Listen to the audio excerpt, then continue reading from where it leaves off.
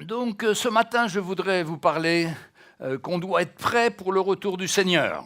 Vous savez que le Seigneur revient, et il revient bientôt. On voit beaucoup de signes actuellement qui nous parlent du retour du Seigneur. Et alors on va commencer dans l'évangile de Matthieu, par exemple, au chapitre 23, où Jésus voit Jérusalem, et Jésus pleure sur Jérusalem. Les Juifs, pour eux, Jérusalem, c'est la cité de Dieu, c'est la cité de David, c'est toute leur histoire. Et Jésus pleure parce que quand il est venu pour donner sa vie, il espérait que le peuple d'Israël le reconnaîtrait, et très peu l'ont reconnu. Donc c'est Matthieu 23, verset 37. Et Jésus pleure sur Jérusalem. « Jérusalem, Jérusalem, qui tue les prophètes et qui lapide ceux qui te sont envoyés.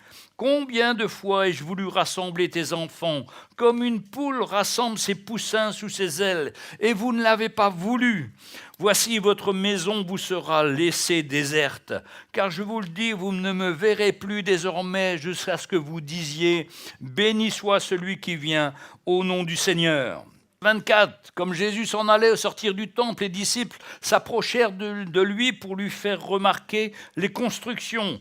Mais il leur dit, voyez tout cela ? Je vous le dis en vérité, il ne restera pas ici pierre sur pierre qui ne soit renversée. Effectivement, quelque temps après, les Romains ont renversé complètement Jérusalem. Tout a été détruit, le temple a été détruit. Et quand on va en Israël, quand on va à Jérusalem, on ne reste plus que le mur des lamentations, un mur de fondation du temple.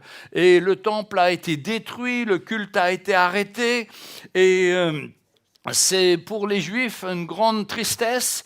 Et on sait qu'ils sont en train de préparer la construction du 3e temple. Mais vous savez, c'est sur la mosquée qui s'est installée derrière et qui a pris le lieu où doit être monté le 3e temple. Mais on sait qu'avec le Seigneur, tout peut être renversé en un instant et que dans cette fin des temps, le Seigneur va restaurer le temple en Israël et le temple est prêt. Et depuis longtemps, ils cherchaient comment avoir une vache rousse qui soit entièrement rousse, qui est dans le livre des Lévitiques, qui expliquait les conditions. Et ça y est, ils ont arrivé à trouver cette vache rousse, par multiplication des cellules, par beaucoup de choses. Vous savez, les Israéliens sont très forts. Et Dieu est avec eux, mais ils ne savent pas souvent. Et ils veulent retourner à l'ancienne alliance. Mais le jour où Jésus va revenir, la Bible nous dit qu'ils vont reconnaître celui qu'ils ont percé. Et ils vont voir que c'est Jésus qui était percé. D'ailleurs, dans Jérémie, il y a un verset qui dit « Mais votre Sauveur, quand il va rentrer, il aura les mains percées, quand il va revenir. » Et ils vont reconnaître ses mains percées. Et ils vont reconnaître que c'est Jésus qu'ils ont tué. Et à ce moment-là, leur cœur va avoir une repentance extraordinaire et un grand nombre reviendra au Seigneur. Il y a une dizaine d'années, il y a un rabbin très connu qui avait 102 ans, dont j'ai oublié le nom parce que c'est compliqué, mais ce rabbin était très apprécié en Israël. Et puis il est mort. Et quand il était mort, il a dit, il avait écrit avant, « Dans 1 an, vous ouvrirez mon testament. » Il y a un secret dedans. Et au bout d'1 an, ils ont ouvert le testament et il expliquait dans ce testament que le Messie qu'ils attendent, c'est Jésus-Christ qui est déjà venu. Ça a fait un tollé en Israël. Et vous savez, comme ils sont très rusés, ils ont changé les choses pour que ça ne soit très peu diffusé, mais ça a quand même été diffusé sur Internet. Et on sait que Jésus, c'est lui qui arrive. C'est extraordinaire. Alors, il y a des signes préparatoires. Il y a des signes qui montrent ces choses qui vont arriver.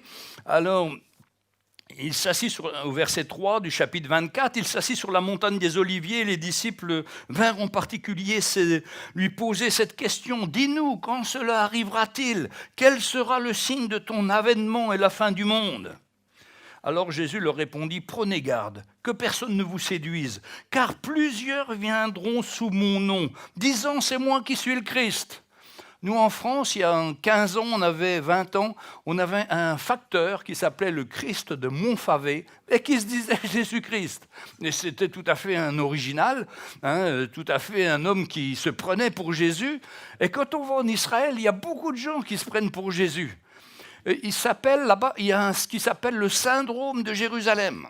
Les gens arrivent et tout d'un coup, ils deviennent très spirituels, ils s'habillent en blanc comme le dernier archange qui va venir, et ils se proclament Jésus. Et là, le gouvernement israélien a décidé de mettre en route la médecine, et ils prennent les gars, ils l'emmènent dans un hôpital psychiatrique, cure de sommeil 4 jours, et le gars, il ressort tout à fait normal, et il est revenu tout à fait d'aplomb. Mais quand même, il y a un grand nombre qui veulent se dire le Christ. Et vous voyez, il y en a bien beaucoup, plusieurs viendront en mon nom, pas un, mais plusieurs. Et c'est moi qui suis le Christ. Et actuellement, il y a une femme chinoise qui dit qu'elle est le Jésus réincarné. Et ça s'appelle l'église de la... Comment ça s'appelle ? Du Dieu Tout-Puissant. C'est vraiment un piège extraordinaire. Parce que cette femme, elle vit donc de Chine, elle est partie aux États-Unis. Et puis, quand nous étions à Chaville, il y a à peu près un an, on avait un groupe de Chinois qui venaient à l'église. Et puis, ils ne parlaient pas français, donc on n'arrivait pas à comprendre. On a cherché des Chinois qui pourraient nous expliquer, mais c'était vraiment très chinois, quoi. On ne comprenait rien, quoi. Mais pour finir, un jour, ils se sont dévoilés en nous montrant les vidéos. Et sur les vidéos en français, c'est marqué l'Église du Tout-Puissant. On a fait nos recherches et puis on les a mis face à face. Ah bon, ils ont été très gênés, puis ils sont partis, on ne les a plus vus. Et il y a un mouvement actuellement dans toutes les églises évangéliques où ils viennent, parce que ce qui les intéresse, ce n'est pas les païens, c'est les gens des églises. Pour ça qu'il faut faire très attention à ces mouvements, parce qu'ils peuvent vous embobiner. Et ils n'ont qu'un seul verset pour justifier. Alors, c'est au chapitre toujours 24, et c'est le verset 24, 27. Écoutez ça, ce verset. « Car, comme l'éclair part de l'Orient et se monte jusqu'à l'Occident, ainsi sera l'avènement du Fils de l'homme. » C'est marqué l'Orient.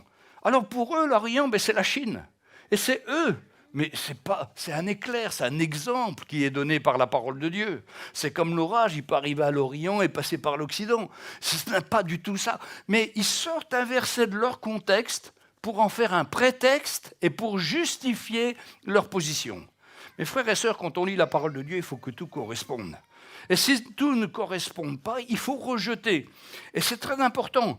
En plus, ce mouvement, il a beaucoup d'argent. Il fait des super vidéos, des super films, mais c'est n'importe quoi qui est annoncé.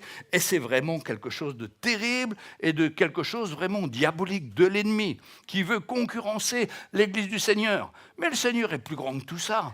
La grâce du Seigneur va se manifester. Écoutez ça au verset 6 du chapitre 24. « Vous entendrez parler de guerre et de bruit de guerre. » Mais ça fait des siècles maintenant qu'on entend parler de guerre et de bruit de guerre, et qu'il y a des guerres, la Deuxième Guerre mondiale, la Première Guerre mondiale. On parle d'une Troisième Guerre mondiale. La semaine dernière, on a cru que les Américains et l'Iran allaient se taper dessus, parce que rien, ça déclarerait la guerre, ils sont tous prêts à se battre. Gardez-vous d'être troublés, car il faut que ces choses arrivent, mais ce ne sera pas encore la fin. Une nation s'élèvera contre une nation et un royaume contre un royaume. Et il y a encore des royaumes, le royaume d'Arabie Saoudite, par exemple, c'est un royaume. Il s'élèvera contre un autre royaume, par exemple l'Irak et l'Iran, entre les sunnites et les chiites. Ouais, il y a une bagarre entre les deux, la même religion mais opposée, prêts à se battre.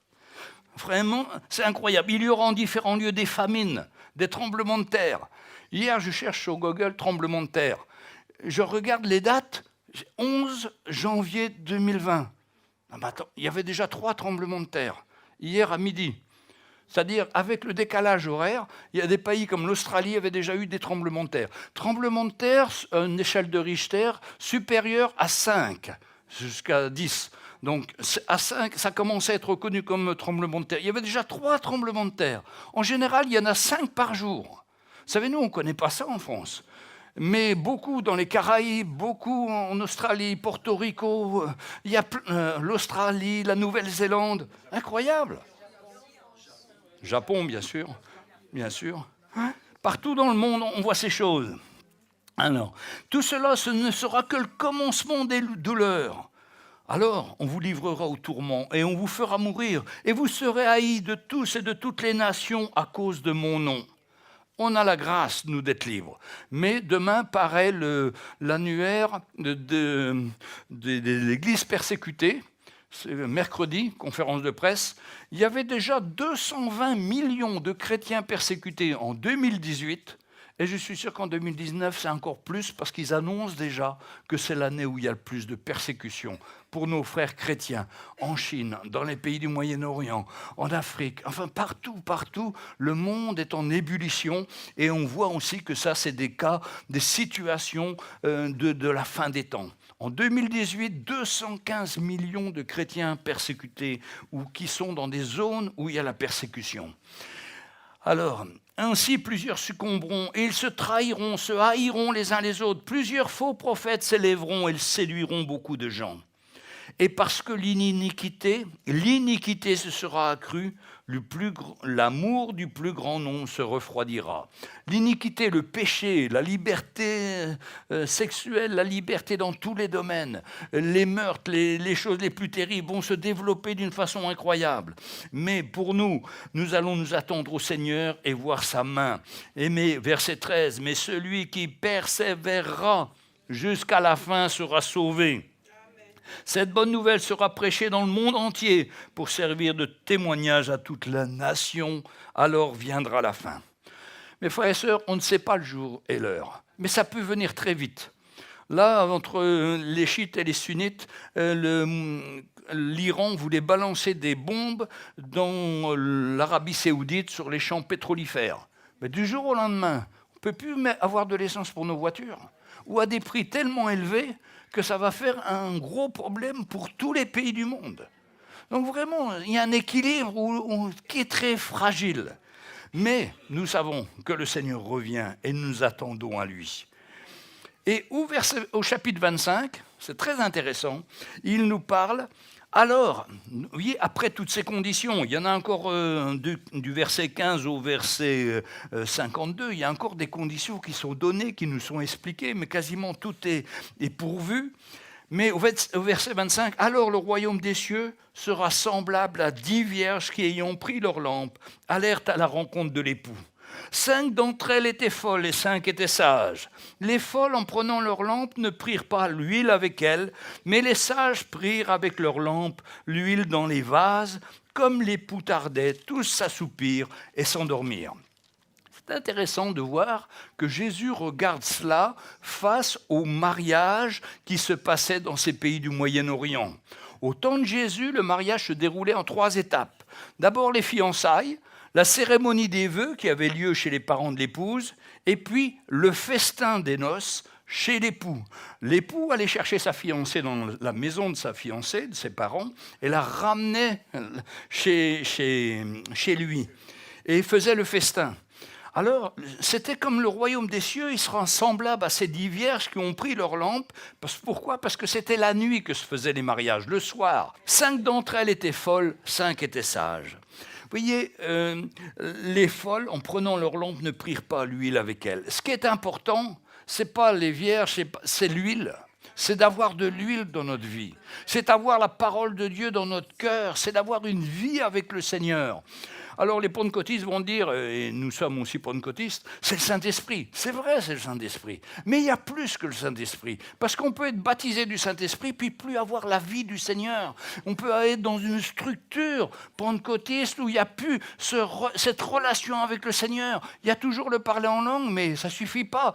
On a besoin d'une vie donnée. On a besoin d'une vie qui marche par la foi et qui fait confiance au Seigneur. D'ailleurs, à la fin des temps, le Seigneur dit « Est-ce qu'on retrouvera la foi sur la terre ?» Ce verset nous fait trembler. Est-ce que nous serons ces gens de foi qui nous attendront au Seigneur jusqu'au dernier moment, qui auront les yeux fixés sur lui et qui auront toujours l'amour pour le Seigneur et l'amour pour les frères et sœurs? Mes frères et sœurs, c'est trop facile d'être chrétien, d'être né de nouveau, de venir s'asseoir dans une église et que rien ne se passe dans notre vie. Tout ça, c'est parce qu'en réalité, on est content, on a trouvé le Seigneur, mais il y a plus que trouver le Seigneur. Il y a donner nos vies au Seigneur. Il y a une relation de cœur à cœur avec le Seigneur pour qu'on puisse le connaître, qu'on puisse marcher avec lui, qu'il puisse nous arrêter, dans nos erreurs, qu'on puisse réaliser notre état, qu'on puisse laisser l'œuvre de la croix se faire dans notre vie pour ne plus faire notre volonté, mais la volonté du Seigneur. Donc tout ça, ça fait partie de l'huile. L'huile, ce n'est pas uniquement le Saint-Esprit, c'est aussi notre style de vie, notre relation de cœur avec le Seigneur. Le Seigneur ne veut pas qu'on soit comme des bâtons secs. Vous voyez ce que je veux dire? On est chrétien, on est à l'église, mais il n'y a rien qui se passe. Mais frères et sœurs, il faut que nos vies changent. Le but du Seigneur, c'est que toujours on ait cette flamme de l'Esprit en notre cœur pour laisser le Seigneur nous changer, nous transformer, faire une œuvre pour le Seigneur. Et on sait toujours quand on marche par la foi ou quand on est dans la crainte. Quand on est dans la crainte, on n'est pas dans la foi. On ne fait pas confiance au Seigneur, c'est l'opposé. Mais quand on est dans la foi, on se dit, il y a des difficultés. Et j'ai bien aimé le témoignage de notre frère, parce qu'il a été devant un défi. Vous savez, si on n'est jamais devant des défis, on ne va pas grandir. Mais d'être devant des défis, tous les lundis matins, c'est un défi d'ailleurs pour trouver le travail. Parce qu'on retrouve des gens agressifs, on retrouve des situations. Mais il y a des défis de plus en plus grands que Dieu veut nous donner. Celui de lui faire confiance, celui d'aller dans des chemins qui ne sont pas des chemins confortables pour nous.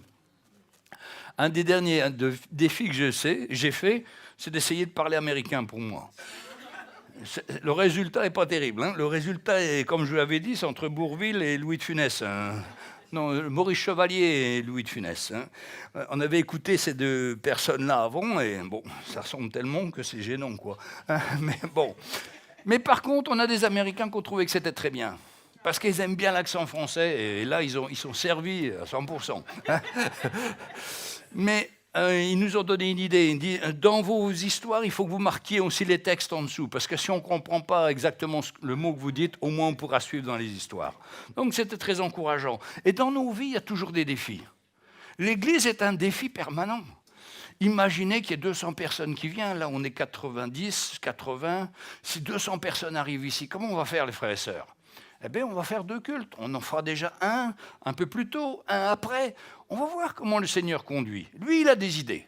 Et puis c'est quand même, je voudrais vous le dire, c'est la première année qu'on est devenu autonome financièrement par rapport à Chaville. Donc ça montre votre fidélité. Ça montre votre fidélité et on est reconnaissant au Seigneur et à vous et à chacun d'entre vous. Parce que notre but à nous, c'est de créer des églises qui puissent être autonomes, tournées par elles-mêmes. Hein. Vous savez qu'on a une particularité dans nos églises, c'est que nous, les pasteurs, on n'est pas salariés parce que les salaires de pasteurs en France, même s'ils sont modestes du SMIC, il faut y rajouter 55% de charges sociales et dans ce cas-là, on ne peut plus rien faire. Plus acheter le bâtiment, plus acheter des instruments, plus faire tout ça. Donc on a préféré, nous, ne pas être salariés, de dépendre du Seigneur et de permettre que l'Église puisse continuer à se développer.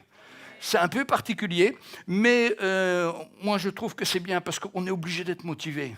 Si ce n'est pas le Seigneur qui s'occupe de nous, eh bien c'est qu'on n'est pas dans la foi et qu'on ne s'attend pas à lui. Mais s'il nous met ici, c'est pour partager la parole, mais aussi il va s'occuper de ses enfants.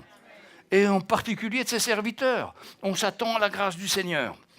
Donc, ce qui donne la possibilité que la prochaine fois où l'Église se met à doubler, mais le Seigneur va nous donner une salle encore plus grande, le double. Et puis comme ça, on va pouvoir continuer à servir le Seigneur. Vous savez, ce qui compte, ce n'est pas le local. Ce qui compte, c'est notre vie. C'est ça qui a de la valeur aux yeux de Dieu. Et tant que le Seigneur nous voit qu'il veut le servir de tout notre cœur, qu'il veut se donner à lui, qu'on veut se donner à lui, qu'on est prêt à faire des sacrifices, à être devant des défis devant nous, il va honorer. Parce qu'on marche par la foi, parce qu'on s'attend à lui. On n'est pas en train de faire notre royaume, non, on est en train de faire le royaume du Seigneur et on veut que le Seigneur soit glorifié dans toutes ces situations-là. Et c'est pour ça que si on est en marche pour le Seigneur et que notre cœur est brûlant, qu'il y a de l'huile dans notre vie, l'huile du Saint-Esprit, l'huile de la vie du Seigneur, eh bien, ça ne va pas arrêter l'Église. Ça va continuer, ça va toujours progresser et le Seigneur va rajouter à son Église tous ceux qui doivent être sauvés. C'est exactement comme le livre des apôtres. Nous sommes le livre des actes. Le livre des actes des apôtres. Quelle grâce, mes frères et sœurs. Comment eux, ils n'avaient aucun moyen non plus. Alors ils vendaient leur maison. Ça, c'est incroyable aussi. À cette époque-là, il n'y avait pas d'argent aussi, ou très peu. Et donc les frères et sœurs ont eu à cœur de vendre leur maison. Et vous savez pourquoi ? Parce que 70 ans après, les Romains ont tout rasé, tout ce qui était juif, et ils ont été mis dans la diaspora, ils ont tout perdu. Mais avant de tout perdre, ils avaient vendu leurs biens pour soutenir l'Église. Et c'est ce qui a permis que l'Église puisse aller partout, que les frères puissent aller annoncer l'Évangile, que les frères puissent être à l'œuvre. Et la persécution qu'ils ont connue est devenue une bénédiction. Parce que si on n'est pas persécuté, les frères et sœurs, on reste au chaud ici. On est bien ici entre nous. Mais un jour, peut-être qu'on sera persécuté et on ne pourra plus se réunir dans les églises, on sera dans les maisons, mais ça permettra de toucher nos voisins, les gens qui sont autour de nous. Vous savez, le Seigneur, il a des plans extraordinaires. Quand on veut le servir, il est fidèle pour nous conduire. Nous, on n'a pas la stratégie, on dit on est tellement bien au chaud à l'église, tous ensemble, c'est super. Mais peut-être viendra un temps où peut-être le Seigneur aura dit autre chose. Allez par tout le monde, allez bouger, allez. Et je suis toujours frappé quand je parle avec le frère Mickey. Je dis, Mickey, je vais partir 3 semaines. Au début, je lui avais dit, je vais partir 2 ou 3 mois. Je dis, mais il va dire non, il va dire non, il va dire non. Non, il m'a dit, mais c'est bien, c'est bien, c'est bien. C'est l'important, que l'important, c'est pas l'église ici. C'est important, l'église ici. Mais il y a aussi la mission, il y a ceux qui attendent qu'on prêche l'évangile dans ces différents pays. Et comme ce pays où nous allons, ils ne connaissaient pas, il y avait encore rien. Mais la porte s'ouvre et c'est le Seigneur qui ouvre la porte. Alors on va rester 3 semaines et puis on va partager l'évangile et on va s'attendre à des miracles du Seigneur. Le Seigneur est fidèle. Allez, mes frères et sœurs, on revient à notre texte. Est-ce que nous avons de l'huile dans notre lampe ? Est-ce que nous sommes des vierges folles ? Vous voyez, quand il dit vierge, il veut dire pureté. Est-ce que nous, l'Église, c'est des gens qui ont été purifiés, sanctifiés par le Seigneur ? C'est pas nous, c'est le Seigneur à travers le sacrifice de Jésus qui nous a rendus purs et acceptables aux yeux de Dieu.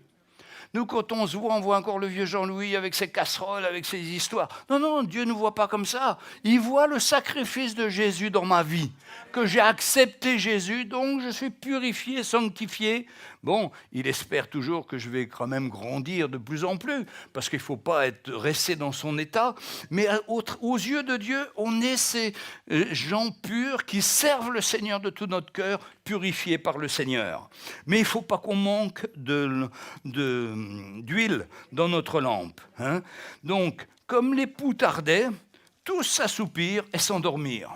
Au milieu de la nuit, on cria « Voici l'époux, allez à sa rencontre !» Exactement comme le Seigneur va revenir. Ça va être une surprise pour tous, parce qu'on ne sait pas ni l'heure, ni le temps. Mais il va arriver un moment et on va se lever, et puis on va dire « Tiens, le Seigneur est venu !» Alors, moi, je suis parti ou je suis resté là ? Si je suis resté là, mes frères et sœurs, j'ai des soucis à me faire parce que c'est que ma vie n'est pas ce qu'elle devrait être.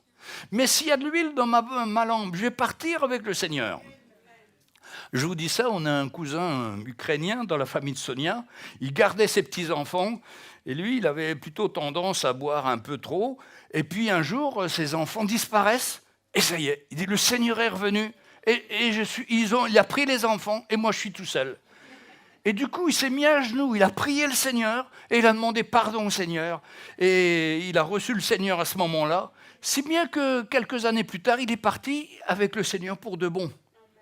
Mais vous voyez, un pasteur a dit que les plus grandes réunions de prière où il y aura le plus de ferveur, c'est quand Jésus va revenir. Tous ceux qui sont restés, « Oh, dis misère, j'ai oublié, et moi j'étais pas prêt ». Et là, il va y avoir les gens qui connaissent l'Évangile, mais qui ne sont pas prêts, qui n'ont pas donné leur vie au Seigneur. Ils vont se réunir, ils vont prier avec intensité. C'est là qu'il y aura la plus grande ferveur dans la prière. Moi, je ne voudrais pas connaître ça. Je préfère être enlevé avant et partir avec le Seigneur. C'est pour ça qu'il faut qu'on ait de l'huile dans notre lampe. C'est pour ça qu'il faut qu'on donne du temps au Seigneur. On donne du temps à notre travail, on donne du temps au match de football pour les frères, mais des fois pour les sœurs aussi, mais on donne du temps pour différentes choses, le rugby ou je ne sais pas quoi. Non, donnons du temps à l'œuvre de Dieu dans notre vie, mes frères et sœurs. pour ça que c'est important d'être sérieux avec le Seigneur et de laisser l'œuvre du Seigneur se faire dans notre cœur.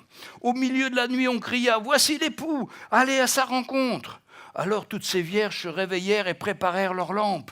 Les folles dirent aux sages « Donnez-nous de votre huile, car nos lampes s'éteignent. » Les sages répondirent « Non, il n'y en aura pas assez pour nous et pour vous. Allez plutôt vers ceux qui en vendent et achetez-en pour vous. » Pendant qu'elles allaient en acheter, l'époux arriva, celles qui étaient prêtes entrèrent avec lui dans la salle des noces et la porte fut fermée. Un jour, la porte de la grâce de Dieu sera fermée. C'est pourquoi il faut absolument rentrer avant qu'elle soit fermée, se donner entièrement au Seigneur. Alléluia. Donc, celles qui étaient folles, donc il y avait 5 folles, 5 sages, elles avaient une lampe et il y avait très peu d'huile et puis elles ne se faisaient pas de soucis, elles avaient la tête en l'air. Mais quand l'époux arrive, il est trop tard. Donc, il y a beaucoup de gens qui ont l'apparence de la piété, mais qui en renient ce que fait la force, nous dit 2 Timothée 3,5. On a l'apparence de la piété, on peut suivre le culte, on peut se dire on est d'accord, mais si on renie la puissance de la croix de Jésus qui nous transforme, si on s'oppose à l'œuvre du Saint-Esprit, on est comme ces vierges folles, on va passer à côté. Et c'est pourquoi c'est très sérieux comme appel à se donner vraiment au Seigneur et à répondre pleinement au Seigneur et ne pas être comme ces folles, ces vierges folles. La porte était fermée. Il y a un temps où la grâce va se terminer. On est dans ce temps de la grâce aujourd'hui. Et comme l'a dit notre frère, il suffit de prier, se tourner vers le Seigneur, donner notre vie au Seigneur, laisser l'œuvre de la croix se faire dans notre cœur, renoncer à nous-mêmes pour faire le plan et la volonté du Seigneur. Beaucoup de chrétiens, et moi j'étais dedans pendant des années, on avait appris ça dans l'église, on servait le Seigneur, on était nés de nouveau, alors on était là. Et puis, on avait été en Corée avec Yonggi Cho et il disait priez maintenant pour avoir une voiture rouge, une voiture rose, enfin des choses les plus folles, pour avoir une grande maison, pour avoir ci, pour avoir ça. Mais non, mais c'est nous qui commandons au Seigneur de faire les choses. Et on était comme ça. Mais quand l'évangile de la croix est venu, on a compris que c'est lui le Seigneur. Et nous sommes ses serviteurs. Et nous devons aligner notre vie sur son plan. Et pas du tout lui demander de nous bénir dans ces choses-là. Parce que ces choses-là nous éloignent de Dieu. Plus on a de choses matérielles, plus on a de soucis, plus on a d'ennuis. Mais quand on a le Seigneur, quelle grâce, lui, prend soin de tous nos soucis, de toutes nos inquiétudes. Et on peut se confier en lui. Donc, on doit apprendre à vraiment que le Seigneur soit le Seigneur et que nous soyons son serviteur. Jeudi soir, j'ai partagé sur Jean-Baptiste et une phrase qui m'a vraiment fini quand Jean-Baptiste il dit « Voilà celui qui vient, le Seigneur. Je ne suis pas digne de délier la courroie de ses souliers. » Et j'ai regardé dans les commentaires bibliques, ils expliquaient qu'un esclave devait faire les lacets de son maître. Et lui, Jean-Baptiste, il dit « Mais moi, je ne suis pas encore assez bon pour faire ça. Je ne suis pas assez pur, je ne suis pas assez vrai vis-à-vis du Seigneur. Je ne suis pas digne de cela. » Vous voyez jusqu'où il s'est humilié, il s'est abaissé. Il se rendait compte de son état comparé au Seigneur Jésus. Et nous, quand on demandait au Seigneur de faire ci ou de faire ça, on ne se rendait pas compte de notre état. On était aveugles. On se croyait au-dessus du Seigneur. On commandait le Seigneur. Ah, les frères et sœurs, il faut qu'on s'humilie et il faut qu'on reconnaisse que c'est lui le Seigneur et que nous, on n'est pas dignes de faire quoi que ce soit pour lui et que si on peut faire des choses pour lui, c'est uniquement par sa grâce et avec son aide. Amen. Et les frères et sœurs, ça nous libère de tout notre orgueil. Parce que l'orgueil, c'est vraiment un ennemi dans notre vie chrétienne. On se croit bien. Comme les pharisiens, ils connaissent tout, ils connaissent la Bible, la parole de Dieu, ils connaissent tout, mais tout de travers. Mais ils ne savent pas qu'ils comprennent ça de travers. On peut comprendre la parole de Dieu à travers notre intérêt. Non, il faut que ce soit inverse. Il faut qu'on comprenne la parole de Dieu à travers ce que Jésus a accompli pour nous, à travers sa mort pour nous, à travers son intervention dans notre vie. Et là, les choses reprennent leur place. Et nos problèmes en tant que chrétiens, c'est souvent qu'on veut faire comme nous on veut. Au lieu de dire au Seigneur, non, non, Seigneur, que ta volonté soit faite à toi. Seigneur, je veux faire ton plan. Je renonce à moi-même. Je capitule devant toi et je veux faire ce que tu me demandes de faire. Même si c'est une petite chose. Mais si je le fais de tout mon cœur, ça va t'honorer, Seigneur. Et tu sauras me récompenser un jour ou pas, peu importe. Mais moi, je l'aurais fait avec mon cœur pour toi. C'est pour ça qu'on n'est pas appelé à faire des grandes choses du jour au lendemain. Le Seigneur nous teste, il nous dit, sois fidèle dans les petites choses et je t'en confierai des plus grandes. Mais nous, on voudrait tout de suite des grandes choses. Non, non, commence par les petites choses. Et le Seigneur nous forme, et on a de la joie. On a fait ce qu'on nous a demandé. On a fait le ménage samedi. Moi, le pasteur, je discutais avec des frères et sœurs. Je n'ai pas eu le temps de faire quoi que ce soit. Tout le monde avait déjà le balai, tout allait, laver le sol, enfin tout séchait. Il y avait tout. C'est merveilleux, les frères et sœurs. Et pour nous, c'est encourageant, mes frères et sœurs. C'est enrichissant de se retrouver ensemble et de faire quelque chose ensemble pour le Seigneur. C'est une joie. Ce n'est pas un fardeau, c'est une joie. Parce qu'on le fait pour le Seigneur. Donc, on se réjouit et on s'attend de plus en plus au Seigneur. Allez, on continue. Pendant qu'ils allaient en chercher, l'époux arriva, celles qui étaient prêtes entrèrent avec lui dans la salle des noces et la porte fut fermée. Ah là là. Plus tard, les autres vinrent et dirent « Seigneur, Seigneur, ouvre-nous » Mais il répondit « Je vous le dis en vérité, je ne vous connais pas. » Ah, ça, c'est la phrase la plus dure qu'on peut entendre. Je ne vous connais pas, je ne vous reconnais pas, je ne peux même pas vous voir. Vous êtes étrangers. Non, non. Le Seigneur veut qu'on ne soit pas étrangers, mais qu'il nous connaisse, qu'il voit qu'on a donné notre vie, qu'on veut le servir. Ce n'est pas pour obéir au pasteur, c'est pour obéir à Jésus. Moi, je veux que personne n'obéisse à moi quand je demande quelque chose pour qu'il fasse pour moi. Non, non, ce n'est pas pour moi qu'il faut faire, c'est pour le Seigneur. Et on sert le Seigneur et on se réjouit de servir le Seigneur. Alors, on pourrait se dire, mais depuis le temps que le Seigneur doit revenir, pourquoi ça tarde tant ? Eh bien, il y a un verset qui nous est dit, « Le Seigneur ne tarde pas dans ce qui concerne la promesse, comme certains estiment qu'il a du retard, mais il est patient envers vous, ne voulant qu'aucun périsse, mais que tous viennent à la repentance. » 2 Pierre, versets 3 et 9. Les gens, ils auraient voulu que Jésus... Enfin, moi je me rappelle quand on était jeunes mariés, il y a un frère qui me disait « Ah, moi quand je serai marié, je veux bien que Jésus revienne, mais après mon mariage. » Bon, nous, ça fait 45 ans qu'on est mariés, on est prêts aussi à partir, un moment, mais on va attendre l'heure du Seigneur. Mais ce qu'il fait le Seigneur, c'est qu'il veut qu'un plus grand nombre soit sauvé. Mes frères et sœurs, c'est notre responsabilité en tant que chrétiens de parler du Seigneur à nos voisins, de parler du Seigneur à ceux qui nous entourent. Bien sûr, on va être rejeté, mais Jésus lui-même a été rejeté. Et c'est notre appel. Et notre cœur, quand il y a de l'huile dans notre cœur, mais ça déborde, ça sort de notre cœur et on a envie de parler. Le facteur vient, telle personne, on parle. Eh bien oui, je sers le Seigneur vous aime, le Seigneur a un plan pour vous. Une petite phrase comme ça, c'est une semence qui est mise dans le cœur de la personne et qui un jour, il va vous dire, mais en fait, un jour tu m'avais dit que le Seigneur me bénisse. Mais qu'est-ce que ça veut dire ? Et puis on parle, et puis les portes s'ouvrent, les cœurs s'ouvrent, la grâce de Dieu se manifeste. Vous savez, ce n'est pas nous qui devons avoir honte de l'Évangile, c'est les gens du monde qui ne connaissent pas le Seigneur. C'est eux, quand on leur parle, qui finissent par avoir la honte parce qu'ils disent, mais j'ai fait des grandes études, j'ai fait tout ça, mais je suis passé à côté.